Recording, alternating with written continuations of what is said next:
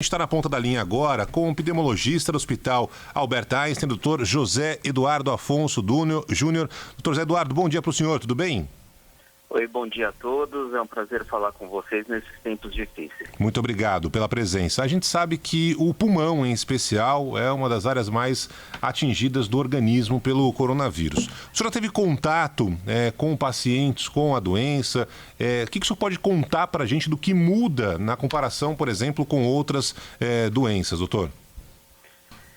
Uma característica importante do coronavírus, quando você compara com outros vírus que acometem o sistema respiratório, é de fato que ele não é exatamente uma gripe. A gripe é causada pela influenza, por definição, né, outro vírus respiratório, mas aquele conceito que a gente vai encontrar um paciente com o nariz escorrendo, com dor de garganta, com febre, ele muda um pouco quando a gente encontra um paciente com coronavírus. A predileção do vírus pelas vias respiratórias inferiores, traqueia, brônquio e pulmões em si, ela é bem significativa, né? Então a gente vê muito mais uma pneumonia viral do que um quadro de gripe em si, um quadro semelhante à gripe. Uhum.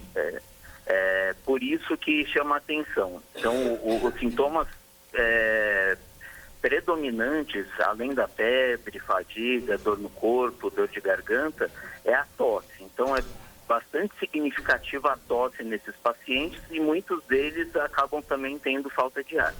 Doutor, a gente está ouvindo muito, ainda aprendendo, os médicos também, especialistas, cientistas com essa doença. A gente sabe, por exemplo, que há uma letalidade maior com pessoas com mais de 60 anos, 70 anos, 80 anos, enfim, com os idosos, né? E uma letalidade menor entre as crianças. Agora, surgiram algumas informações, eu queria saber se procede, se é possível dizer isso já, que mesmo a pessoa que não tiver nenhum problema específico com o coronavírus, tem quem está tossindo aí, que não sei quem que com o coronavírus, se essa pessoa vai perder de 20% a 30% do seu pulmão, do seu pulmão, digamos assim, capacidade respiratória, estado perfeito. É certo isso? Procede essa informação, doutor? Não é uma situação que vai acontecer com todos. A maior parte das pessoas se recupera plenamente e acaba voltando a ter o pulmão que ela tinha antigamente. Que dependendo da extensão e da gravidade da pneumonia que o vírus causa, você pode ter, algumas vezes, sequelas, cicatrização de áreas do pulmão que geram algum grau de fibrose. Mas mesmo para quem não tiver nenhum sintoma? Não. Para quem não tiver nenhum sintoma, não. Isso é para as pessoas que tiverem a pneumonia pelo vírus, quadros mais intensos. Doutor José Eduardo, é Sheila falando, bom dia. O que se observa nos casos de mortes até aqui, além de doenças pré-existentes, é uma evolução dos quadros de pneumonia muito rápida, uma evolução muito rápida. Quer dizer, a pessoa interna em um dia e em 4, 5 acaba morrendo numa UTI. Por que isso tem acontecido? Por que essa velocidade, essa pneumonia é mais agressiva? O que exatamente foi possível observar nas tomografias até aqui? E uma outra pergunta também. Há muitos diagnósticos sendo feitos depois da morte, ou seja, identificando que ali era um caso de coronavírus depois que a pessoa já morreu. Por que isso tem acontecido? A doença tem confundido os médicos? Bom, então em relação à primeira pergunta, o quadro pulmonar, ele costuma ser de evolução relativamente rápida. Então, a partir dos primeiros sintomas, o que a gente tem observado é que o ponto crítico da virada da doença para um quadro mais grave é lá pelo 7º a 10º dia. Então, muitas vezes o paciente procura um serviço de saúde ou começa a ter uma dor de garganta, mialgia, uma febre baixa, acaba ficando relativamente estável, com tosse ao longo da semana, e lá pelo 7º dia volta a ter uma febre mais alta e começa a ter falta de ar. Nem sempre temporalmente essa evolução, mas o que a gente tem visto é que tem esse período, essa virada crítica lá pelo 7º dia da doença.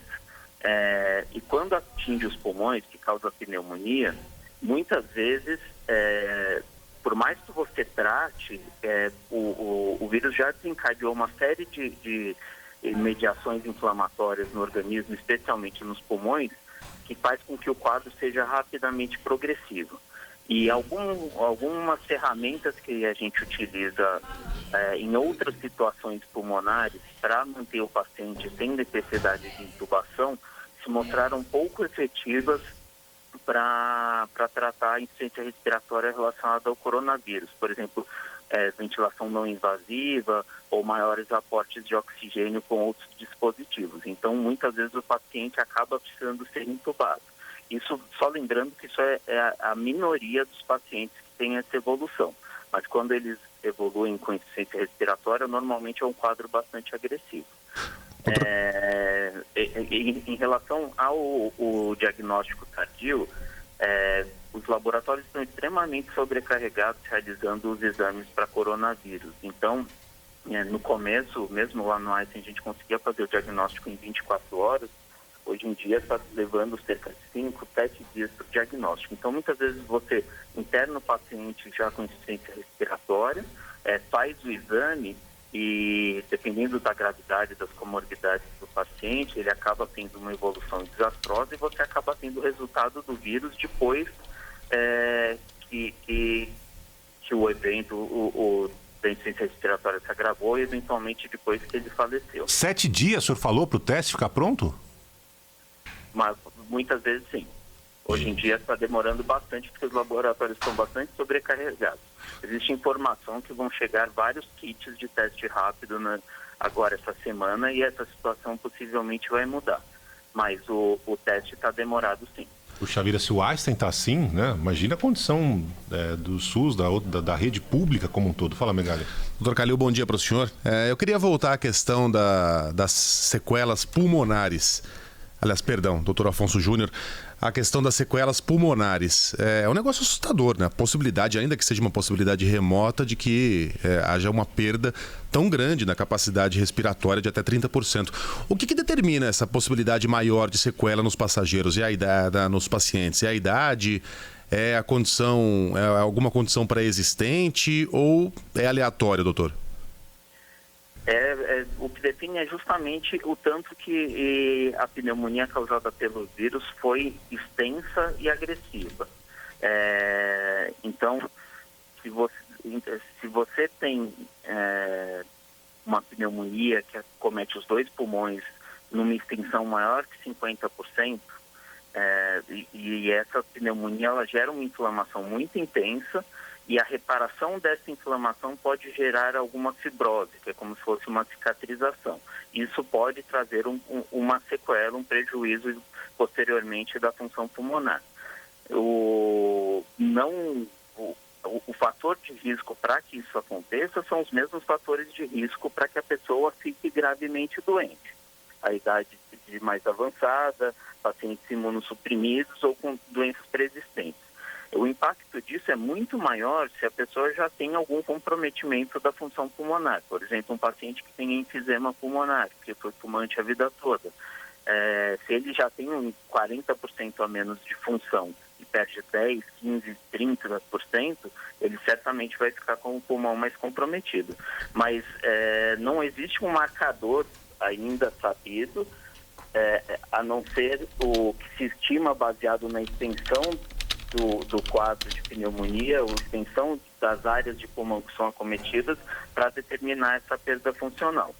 Mas se você tem uma pneumonia mais leve, que é a maior parte dos casos, aquelas imagens de vidro fosco que a gente fala, que não são muito extensas, às vezes não precisa internar, o esperado para um quadro como esse é que você tenha uma recuperação total. A maior parte dos pacientes não fica gravemente doente, e muitos dos que ficam com uma doença moderada conseguem se recuperar totalmente. Tá? Então, a gente ainda não sabe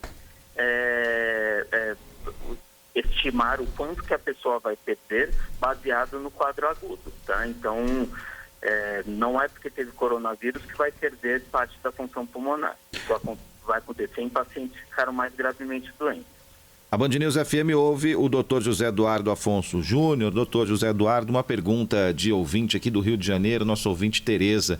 Ela quer saber se exercícios respiratórios para melhorar as funções do pulmão são úteis na prevenção. E eu aproveito e faço uma pergunta que tem a ver com a pergunta dela. Se esses exercícios respiratórios podem ajudar a identificar sintomas, o senhor falou no começo, né, de falha de respiração, aquela respiração com chiado, isso pode ser identificado ou pode se ajudar a identificar esses problemas com esses exercícios? Olha, exercício é sempre bem-vindo para o pulmão. Inclusive, exercício aeróbico, musculação, eles fazem parte do tratamento de várias doenças respiratórias crônicas. É o que a gente até chama de reabilitação pulmonar, que é uma fisioterapia mais direcionada para o paciente com doença respiratória crônica. Então, exercício respiratório, ou aí depende do que ela está querendo dizer, se é encher aqueles aparelhos que vai subir as bolinhas, chama Respiron, ou se tem algum outro exercício específico. Mas o mais importante é exercício aeróbico para o pulmão. E é interessante, se a pessoa está fazendo exercício rotineiramente, eu sei que as pessoas estão um pouco limitadas agora porque estão confinadas em casa, mas se a pessoa está fazendo exercício e percebe que, por exemplo, comecei a ter uma temperatura um pouco mais alta, um pouquinho de tosse, e fui tentar fazer exercício e não estou conseguindo porque senti falta de ar, ele pode ser útil para dizer que tem alguma coisa de errada com o sistema respiratório, sim. Então, exercício é sempre bem-vindo, independente se é respiratório, aeróbico, musculação, todos fazem bem para o sistema cardiorrespiratório. E a percepção que você piorou sua capacidade de exercício é um dado importante para dizer para o médico se você procurar um sistema de saúde, porque isso pode ser um sinal de que você está começando a ter um comprometimento respiratório. Queria voltar para a pergunta do Megali, doutor José Eduardo Afonso Júnior. Quando a gente fala na perda de capacidade pulmonar, na teoria, a gente imagina talvez algo muito mais leve do que está acontecendo na prática, né? Algumas imagens feitas em reportagens na Itália e também na China mostram pacientes com uma falta de ar extrema, tão ofegantes quanto se eles tivessem sido submetidos a esforço físico pesado, uma coisa que de fato traz muita agonia. Eu queria que o senhor explicasse isso para o nosso ouvinte, né, da Band News FM, que talvez ache que essa doença não é tão grave assim. E queria perguntar para o senhor também sobre outra coisa que está rolando por aí na internet para saber se é mito ou se é verdade. Aqueles vídeos que circulam nas redes dizendo que existe o teste dos 10 segundos, né? Quem prender a respiração por 10 segundos e conseguir não ficar muito ofegante está livre da Covid-19. Mito ou verdade, doutor? Certo. Bom, então, é importante que, assim, aqueles vídeos que se vê na internet, que passam nos grupos de WhatsApp, eles mostram, em geral, pacientes com acometimento agudo da doença, tá bom? Então, são pacientes que estão com a pneumonia pelo o coronavírus ou podem estar com a síndrome respiratória aguda grave, que é o acometimento o mais dramático relacionado ao vírus. Então, nessa situação, quando a pneumonia é extensa para esses quadros mais graves dos pacientes que estão internados, existe um grande acometimento dos alvéolos do pulmão. Então, os alvéolos são a parte final do sistema respiratório, que vem depois dos brônquios e bronquíolos, e são responsáveis por um fenômeno fisiológico que chama difusão, levar o oxigênio que a gente respira para dentro da corrente sanguínea. Então, muitas vezes, o pulmão está gravemente acometido e, ao invés de ar nos alvéolos, você acaba tendo líquido por causa de inflamação causada pelo vírus, impedindo com que o oxigênio passe para a corrente sanguínea. Então, além disso, essa situação de ter líquido no pulmão faz com que o pulmão fique duro. Fisiologicamente, a gente chama isso de redução de complacência. A complacência é quanto o pulmão é elástico, ele é molinho e você precisa fazer pouco esforço para enchê-lo de ar. Então, é um pulmão duro e com dificuldade de levar o oxigênio para a corrente sanguínea. E aí a pessoa precisa de um esforço para respirar e para conseguir levar oxigênio para a corrente sanguínea muito mais intenso do que na nossa respiração natural. Então, isso quando você olha um paciente em uma condição como essa, ele está extremamente fadigado, fazendo muito esforço com a musculatura respiratória para conseguir manter a sua oxigenação estável. Então, é uma situação bastante dramática, mas lembrando, isso são nos quadros graves a gente tem que lembrar que 80% dos pacientes com coronavírus têm quadros leves. 20%, que para a quantidade de pacientes que estão doentes, 20% é muita gente, por isso a gravidade dessa pandemia. Você vai ter um acometimento pulmonar e vai levar a desconforto respiratório. Em relação, eu não sei se eu fui claro, vocês querem que eu aprofunde a resposta nesse sentido, mas em relação não, deu para entender sim, doutor. A relação teste de 10 segundos, para mim isso não tem nada a ver, isso é uma grande besteira. É besteira, não é besteira. Isso não deve ser usado de parâmetro para você pensar se você está doente ou não. Tem que lembrar que a febre acontece em 88% das pessoas, fadiga 38% das pessoas, tosse seca 70% das pessoas, dor muscular 15% das pessoas e falta de ar 18, 19% das pessoas. Pode ainda vir com dor de cabeça, dor de garganta. Uma coisa que é menos comum do que os outros vírus respiratórios, coriza, rinorreia, não é tão comum. Muitos pacientes não têm nada de coriza e rinorreia. E ainda, às vezes, alguns pacientes têm alguns sintomas gastrointestinais, especialmente diarreia. Então, esse é o quadro. Se você está com febre, tosse seca, desconforto respiratório, dor no corpo, esse é o paciente que deve pensar que ele pode estar com a doença, que deve ter alguma orientação médica. Doutor, muitos ouvintes perguntando, falando que tem casos na família ou mesmo tem asma, bronquite. Quando essas pessoas devem se preocupar? Como é que... diferencia, exatamente, como é que diferencia, né? Deve ser muito sutil, doutor. Como ajudar essas pessoas? Isso é um drama que eu particularmente estou vivendo como pneumologista. Muitos pacientes asmáticos estão tendo sintoma respiratório e ficam apavorados achando que estão com coronavírus. Tem até uma questão psicológica também, né? Porque sensação de falta de ar é uma coisa que pode ser física e pode ser subjetiva, a pessoa pode sentir que está com falta de ar e não ter nenhuma alteração fisiológica real. Então, eu estou sendo extremamente procurado por pacientes asmáticos, os pacientes com outras doenças respiratórias que estão preocupados se não estão com coronavírus porque pioraram a percepção de falta de ar que eles têm. Então, o mais importante é que os pacientes com doença crônica, e asma é a doença crônica mais prevalente na população que acomete os pulmões, não devem deixar de usar sua medicação de manutenção. Então, não se deve parar de usar as medicações de controle para asma, nunca, especialmente em uma situação em que existe um vírus circulando que pode acometer os pulmões. Se a pessoa tem só falta de ar, puramente falta de ar, é pouco provável que isso esteja relacionado a uma infecção viral. Lembrando que não é só o coronavírus que pode descompensar a asma, pode acometer os pulmões. A gente está atualmente com outros vírus circulando na população. Então, eu internei 3 dias atrás um paciente com H1N1. Está tendo o rinovírus, metapneumovírus, vírus sincicial respiratório. Então, a gente está tendo... Os vírus endêmicos estão todos em circulação. Mas se uma pessoa que tem uma doença respiratória crônica tem puramente falta de ar, sem ter tido febre, sem ter tido dor de garganta, sem ter tido coriza, sem ter tido dor no corpo, muito provavelmente ela está com algum descontrole da doença de base e não com uma infecção respiratória. Normalmente a infecção vem com outros sinais. Mas muitas vezes só examinando o paciente que a gente consegue ter certeza.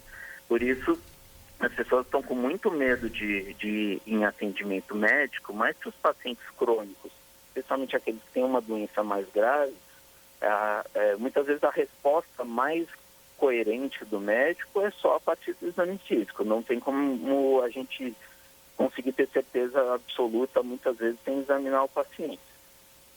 Esse é o dilema que fica, né? Se vai ou não pro médico numa hora como essa. Fala, Sheila.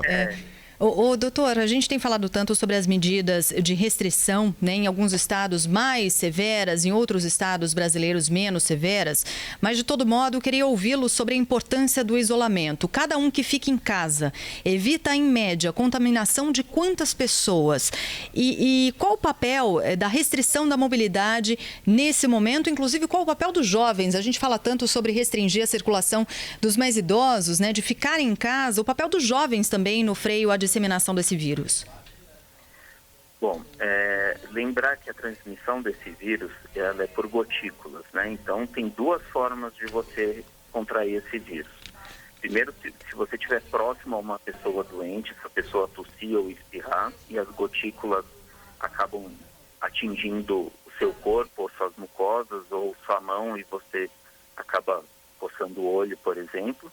E esse vírus ele fica vivo bastante tempo em superfícies, por exemplo, na mão, na maçaneta, na mesa, na roupa. Então, você evitar que as pessoas circulem, tanto as pessoas doentes, elas vão deixar de disseminar vírus na comunidade, nos ambientes, não só pelo contato próximo com as pessoas, mas nas superfícies de contato que as pessoas vão tocar, que outras pessoas vão tocar, mas também você vai evitar que pessoas saudáveis circulem e toquem ambientes contaminados. Então, tem essa dupla função. Acredita que você consiga reduzir de uma pessoa que poderia disseminar para 5 pessoas, ela consiga diminuir a disseminação para 2 pessoas. Então, é muito importante, é fundamental o isolamento, que as pessoas fiquem em casa, sejam prudentes, não exponham o vírus às pessoas mais suscetíveis a quadros graves. Então, as medidas que estão sendo tomadas, elas são fundamentais. E muito me preocupa, porque eu estou tendo que circular, porque eu tenho que ir para o hospital, tenho que ver paciente nesses dias. Eu tenho visto a cidade realmente vazia, o que eu fico mais confortável, mas ainda vejo muita gente circulando sem necessidade. Então, eu passei pelo Parque do Ibirapuera ontem, quando eu estava indo para o hospital, e tinha um grupo de jovens tocando música, fazendo... a festa deles ali. É a festa deles, é uma coisa desnecessária nesse momento. Claro. Porque assim, não tem por que fazer isso agora, tá todo mundo recluso, eu estou sem poder ver minhas filhas, porque eu estou tendo contato com gente doente todo dia. Onde você está ficando, doutor? Você está ficando no hospital, algum hotel? Como é que está sendo essa rotina? Não, eu estou ficando em casa mesmo e indo para o hospital. Mas ficando em lugares diferentes? Isso. Minhas filhas estão com a mãe dela em outro apartamento. Entendi. Bom, quero agradecer demais a entrevista com o pneumologista do Hospital Albert Einstein, doutor José Eduardo Afonso Júnior. Doutor Daniel Barros, psiquiatra, nosso colunista aqui na Band News FM, mandou um abraço para o senhor, doutor José Eduardo. Meu colega de turma. Colega de turma, exatamente. E desejar muita sorte para o senhor nesse momento. A gente está torcendo por toda a equipe médica na linha de frente, enfermeiros, enfim, o pessoal que está se desdobrando aí nesse dia a dia. E eu confesso que eu fiquei assustado com essa informação que o senhor deu, que os testes estão demorando uma semana para ficarem prontos, e isso no Einstein, né? Convenhamos que é um hospital referência. Enquanto o senhor falava, recebemos aqui mensagens de ouvintes da Band News que também trabalham na área da saúde em outras partes do país, dizendo que a situação é muito mais complicada, né, Sheila? Pois tem ouvinte falando no Rio Grande do Norte, demora mais ou menos de 10 a 15 dias. Vários ouvintes falando, aqui na minha cidade, Norte e Nordeste principalmente, tá? Falando demora 15 dias no mínimo para sair o resultado do teste. Para você ver como esse teste rápido é fundamental, que agora o governo está prometendo distribuir. Doutor Eduardo, mais uma vez, muito obrigado, um abraço para o senhor, bom trabalho, até a próxima. Obrigado a todos. Contem com os profissionais de saúde. Muito obrigado, um abraço.